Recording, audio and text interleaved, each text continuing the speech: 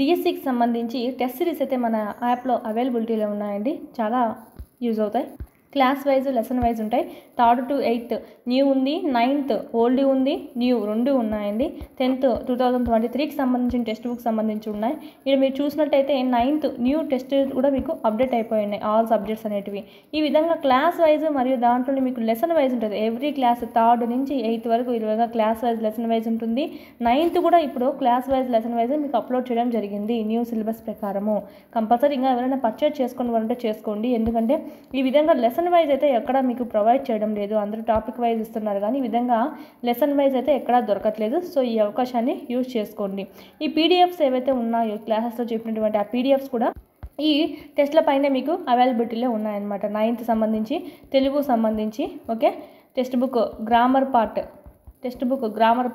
మొత్తం video grammar part చెప్పాను కదా, దానికి సంబంధించి ఆ పీడిఎఫ్ నోట్స్ అనేది మీకు ఇక్కడ ఉంది. 10th సంబంధించి కూడా ఆ టెస్ట్లకు స్టార్టింగ్లోనే మీకు ఆ పీడిఎఫ్ కూడా అప్లోడ్ చేయడం జరిగింది.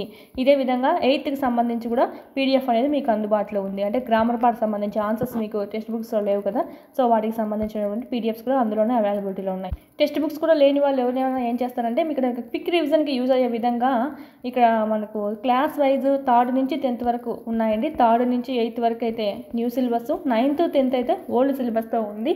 మీరు ఇవి జిరాక్స్ చేయించుకోవచ్చు. జిరాక్స్ చేసుకొని ఆడ ప్యారలల్గా మీరు అక్కడ క్లాస్ కంప్లీట్ చేసుకోవడం ప్లస్ ఇక్కడికి వచ్చి టెస్ట్ సిరీస్ ప్రాక్టీస్ చేసుకోవడం చేశారంటే కనుక ఇన్ టైంలో సిలబస్ కంప్లీట్ అవుతుంది. 3rd నుంచి 10th వరకు మొత్తం కవర్ అయిపోతాయి. ఓన్లీ 199 రూపీస్తోనే ఉందండి.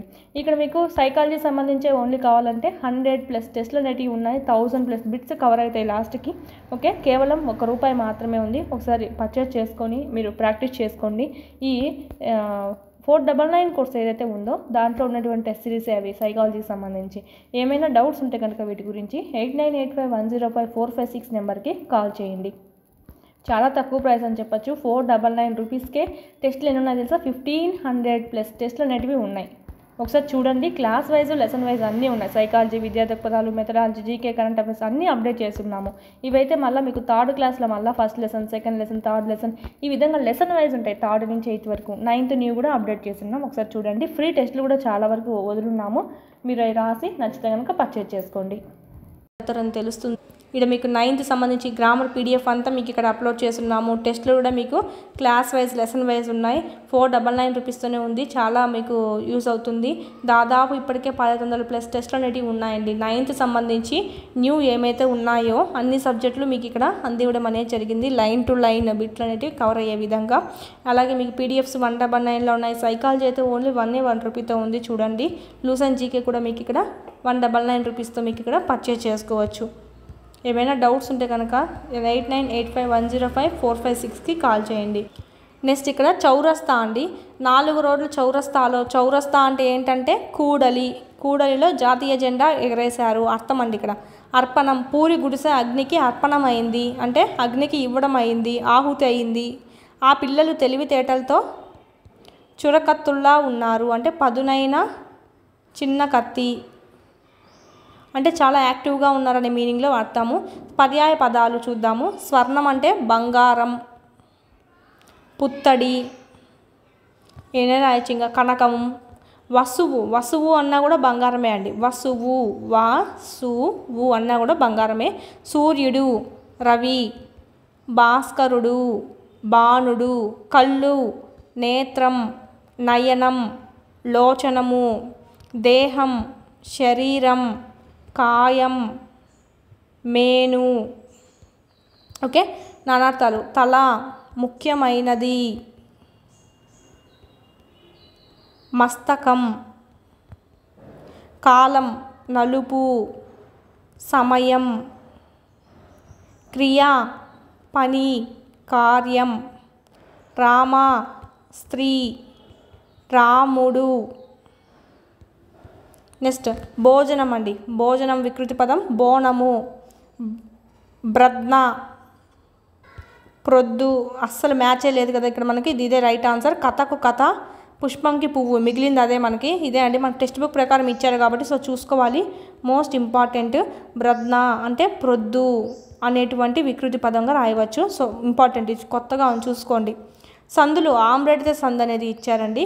ఔరౌరా, ఔరా ప్లస్ ఔరా, ఓహో ప్లస్ ఓహో, ఏమి ప్లస్ ఏమి, ఇలాగ ఒకే పదం కనుక రెండోసారి రిపీట్ అయిందంటే దీన్ని మనం ఆమ్రేడితం అంటాం అనమాట. రెండోసారి రిపీట్ అయింది కదా, దాన్ని మనం ఆమ్రేడితం అంటాం అనమాట. సో ఇదే మనకు ఆమ్రేడిత సంధి.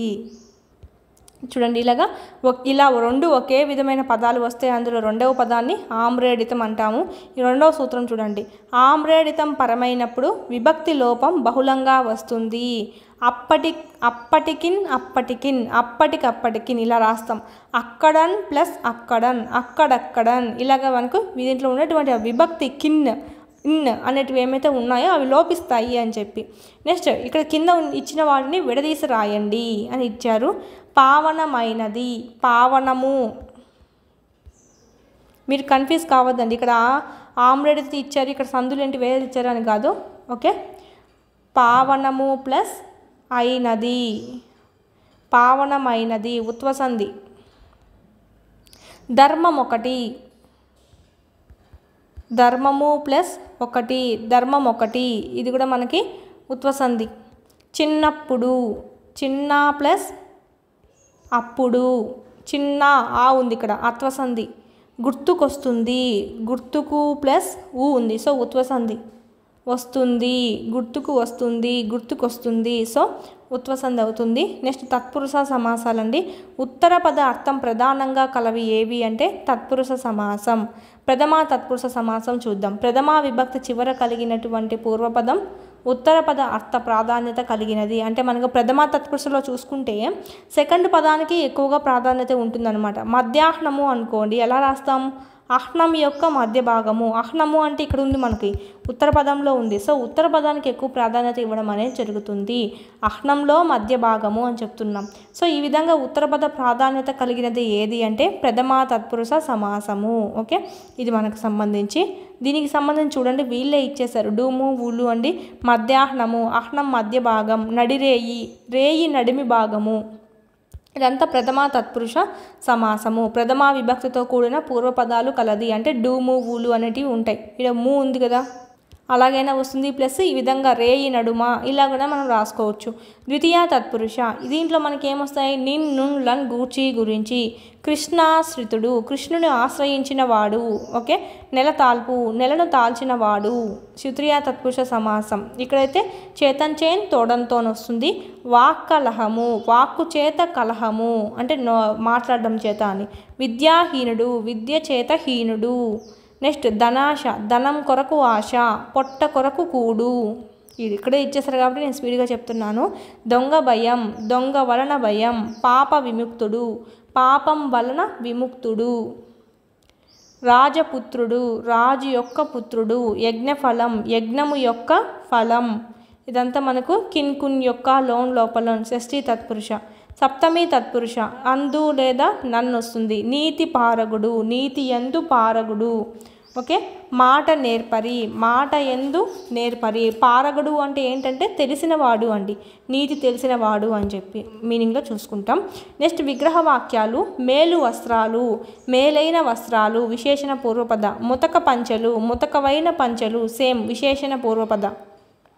కొత్త దేవుళ్ళు, కొత్తవారైన దేవుళ్ళు విశేషణ పూర్వపద. వక్రమైన ధ్వనులు విశేషణ పూర్వపద. 4 పంక్తులు, 4 సంఖ్య గల పంక్తులు ద్విగు సమాసం వస్తుంది.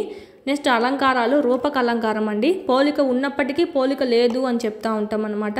అమ్మ చేతి వంట అమృతము, అమ్మ చేతి వంట అమృతము వేరువేరు కదా, అయినా కానీ మా అమ్మ చేతి వంట అమృతంతో సమానమని సమానంగా చూసి చెప్పడం అనేది జరుగుతుంది. పై వాక్యంలో అమ్మ చేతి వంట అనేది ఉపమేయం అయితే అమృతం అనేది ఉపమానం అవుతుందండి. భేదం ఉన్నప్పటికీ భేదం లేదు అని చెప్పారనమాట. ఓకేనా, అభేదం చెప్పడమే ఈ రూపక సమాసము. మనకు రూపక పదం వచ్చింది అనుకోండి, అనడి అనే మీనింగ్లో ఆ పదం ఆ లైన్లో ఉన్నప్పటికీ అది కూడా మనకు రూపక సమాసమే, రూపక అలంకారం అవుతుంది. అంటే రూపక సమాసం సంబంధించిన పదం ఒక లైన్లో ఉందంటే గనక అది కూడా రూపక అలంకారం అనేది అయిపోతుంది. ఇండైరెక్ట్గా మనకు అక్కడ పెట్టేయచ్చు అనమాట గుడ్డిగా చూసుకొని. ఈ మహారాజు సాక్షాత్తు ఈశ్వరుడే. ఈశ్వరుడికి ఈ మహారాజుకి తేడా ఉన్నప్పటికీ అభేదం చెప్పారు, తేడా లేదు, ఇద్దరు ఒకరే అని చెప్పారు. ఇక్కడ మనకు ఆమె మొహం చంద్రబింబమే లేదా ఆమె మొహం చంద్రబింబం. ఓకేనా, ఇది డిఫరెన్స్ ఉన్నప్పటికీ డిఫరెన్స్ లేనట్టుగా చెప్పారనమాట. ఇది మనకు సంబంధించి ఉపమేయ ఉపమానాలకు భేదం లేదని చెప్పడాన్ని రూపకలంకారం అంటాము. నా కడుపులో అవమానాల చురకత్తులు గుచ్చుకుంటున్నాయి. అవమానాల చురకత్తులు, అవమానాల అనిడి చురకత్తులు చెప్పాను కదా, రూపక సమాసం అవుతుంది. రూపక సమాసం మనకు సెంటెన్స్లో కనిపించినా కూడా అది రూపకలంకారం అనేది అవుతుంది. అవమానాలు చురకత్తులు భేదం లేదని ఇక్కడ వర్ణించారు కాబట్టి ఇది మనకు రూపక సమాసం, రూపక అలంకారం అనేది అవుతుంది. ఛందస్సు ఇచ్చారు ఇక్కడ మసజస తతగా, ఇది మనకి ఆల్రెడీ చూసుకున్నాము. సో దాని గురించి శార్దూలము ఇది మన ముందు లెసన్లో చూసుకున్నాం కాబట్టి ఓకే. ఇది మనకు చూడండి, ఇది మనకి ఇచ్చారు. ఇది మనకు గబ్బిలం నుంచి తీసుకోవడం జరిగింది. రచించింది ఎవరంటే గుర్రం జాషువా గారు. ఏటేటా బొమ్మల పెళ్లి చేయడానికి వందల వేల రూపాయలు ఖర్చు చేస్తున్నారు, కానీ పేదవాళ్ళు ఖాళీ పాత్రలో ఒక్క మెతుకు కూడా విదల్చడానికి మనసొప్పదు. కోట్లాది దేవతలకు నిలయమైన ఈ దేశంలో అన్నార్తుల ఆఖరు తీరుతుందా అనేటువంటి మీనింగ్తో మనకి ఇక్కడ ఇవ్వడం అనేది జరిగిందండి. చూసుకోండి. నెక్స్ట్ స్నేహం అనేటువంటి లెసన్, 5th లెసన్.